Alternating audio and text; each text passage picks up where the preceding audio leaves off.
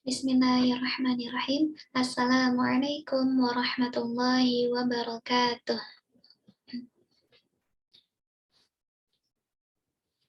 Alhamdulillahirabbil alamin wassalatu wassalamu ala asyrafil anbiya'i wal mursalin wa ala alihi wa sahbihi ajma'in. Asyhadu an la ilaha illallah wahdahu la syarikalah wa asyhadu anna Muhammadan abduhu wa rasuluhu la nabiyya ba'dah. Pertama-tama tentu saja kita sama-sama bersyukur kepada Allah Subhanahu wa taala yang mana alhamdulillah di kesempatan kali ini kita masih bisa bertemu lagi, masih bisa berjumpa kembali insyaallah semuanya dalam keadaan sehat walafiat.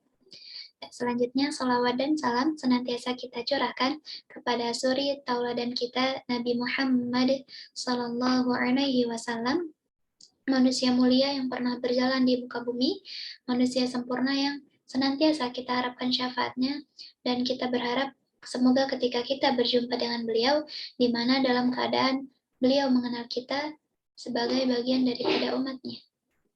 Maka kita memohon kepada Allah agar kita diistiqomahkan dalam agama Islam, dalam jalan kebaikan, dan ketika kita menghadap kepada Allah, maka Allah tidak melihat kecuali yang baik-baik daripada kita.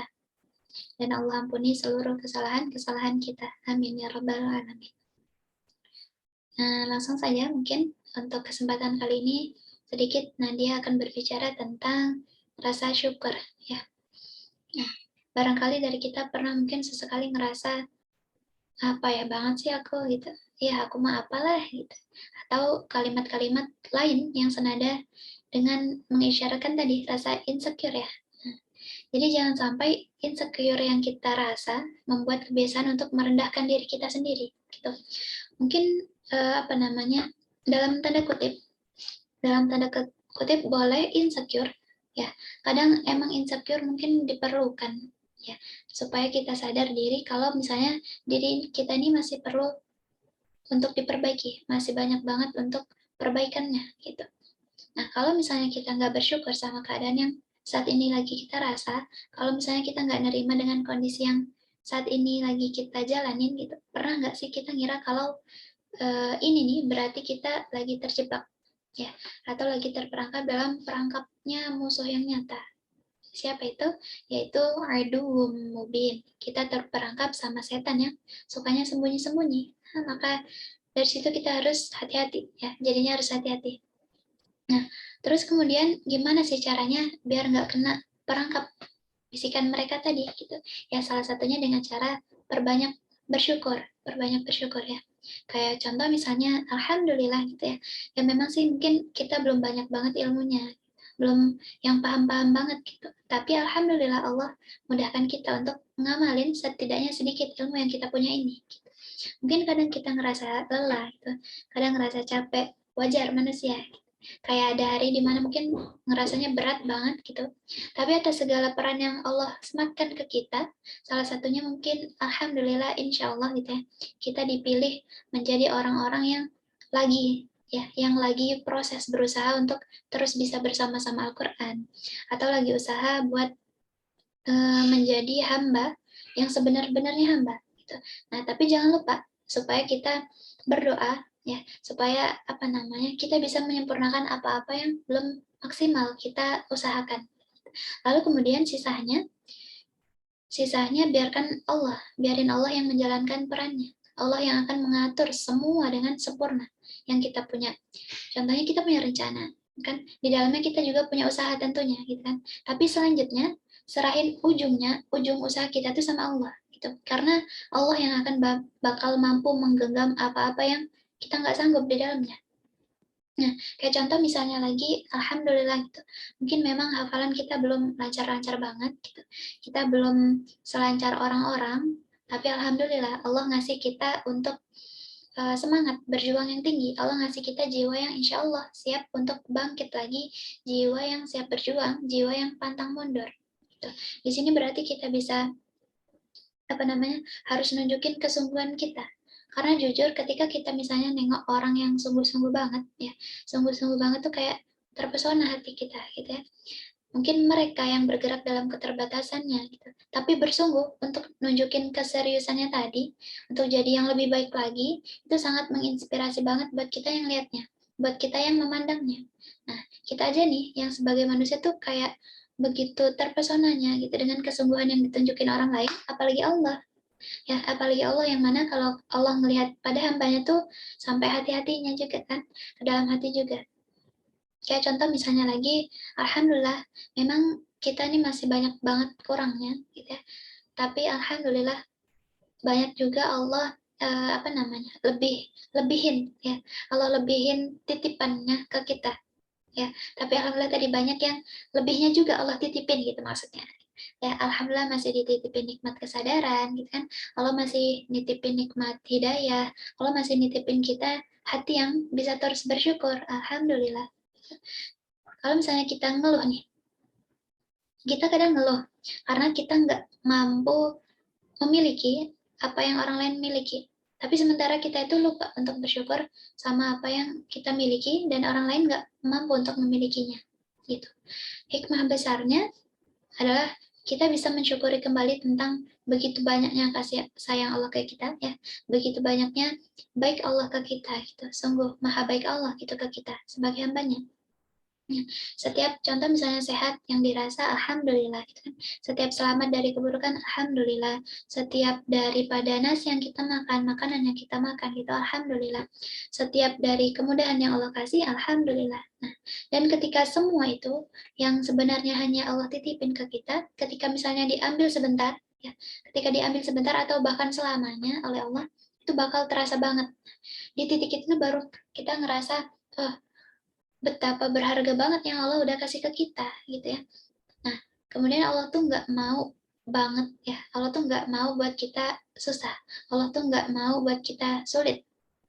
Kalaupun emangnya kita ngerasa gitu, kita ngerasa Allah tuh membuat kita sulit, mungkin kita lagi diberi kesempatan untuk memperbaiki diri, untuk diberi kesempatan buat ngehapusin dosa-dosa, diberi kesempatan juga buat menambah pahala-pahala.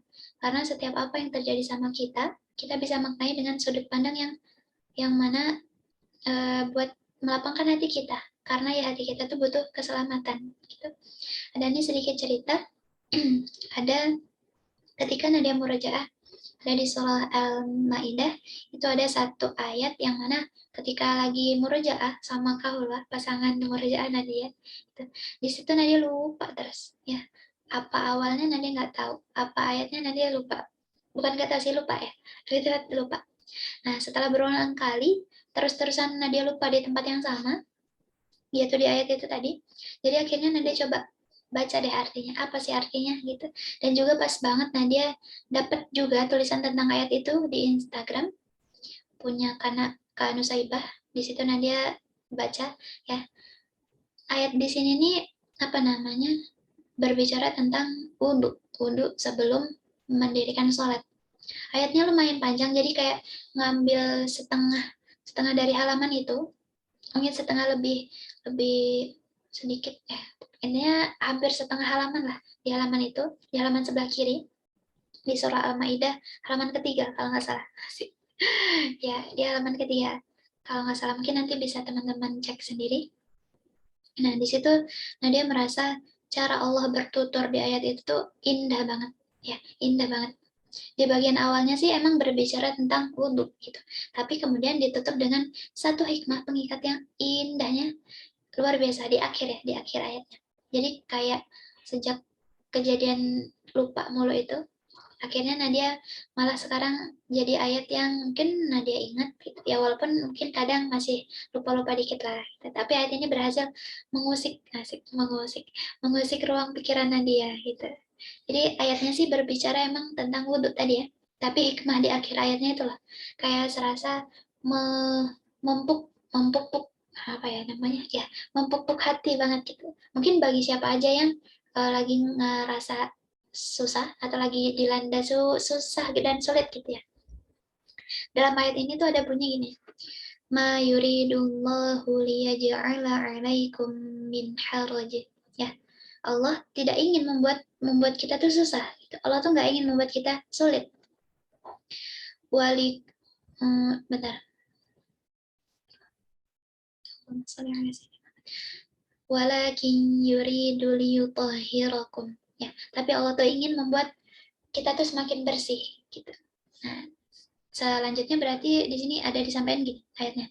Waliyutimma ni'matahu 'alaikum. Dan Allah tuh ingin menyempurnakan nikmatnya untukmu, untuk kita gitu. Coba deh baca pelan-pelan. Di situ artinya resapi. Menyempurnakan nikmatnya untukmu, untuk kita gitu. La'allakum tashkurun, agar kamu tuh bersyukur, agar kita bersyukur gitu. Maka setelah kita sadari benar gitu, Allah tuh ingin kita tuh taat ya. Dari ketaatan kita tuh Allah menjadikan kita mengerti ya. Ketaatan yang Allah minta dari kita adalah untuk kebaikan diri kita sendiri kita teman-teman. Nah, ini adalah ketaatan buat yang sesimpel wudhu ya, buat yang sesimpel wudhu. Lalu gimana untuk ketaatan yang lainnya? Contoh misalnya sholat kita, ibadah kita, hidup kita, lillah kita. Lihatlah feedbacknya ke diri kita, itu Masya Allah. Disucikannya diri kita, gitu kan? Disempurnakannya nikmat untuk kita, dijadikannya kita hamba yang bersyukur, terus bersyukur. Gitu.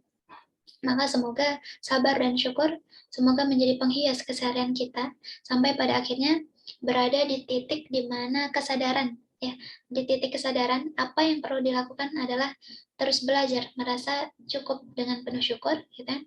Kita juga bisa memaksimalkan semua yang sekarang kita miliki untuk kemudian membawa manfaat. Tentu nggak hanya sebatas lisan, tapi juga mengupayakan wujud syukur terbaik yang kita mampu, menggunakan kenikmatan tersebut untuk meningkatkan kualitas ibadah kita, gitu ya. Mungkin sampai di sini dulu. Ya, semoga dari apa yang Nadia sampaikan bisa kita ambil manfaatnya bersama. Tentu ini adalah nasihat untuk diri Nadia pribadi. Ya, semoga bisa diambil manfaatnya dari apa yang Nadia sampaikan. Atas segala kurangnya, Nadia mohon maaf.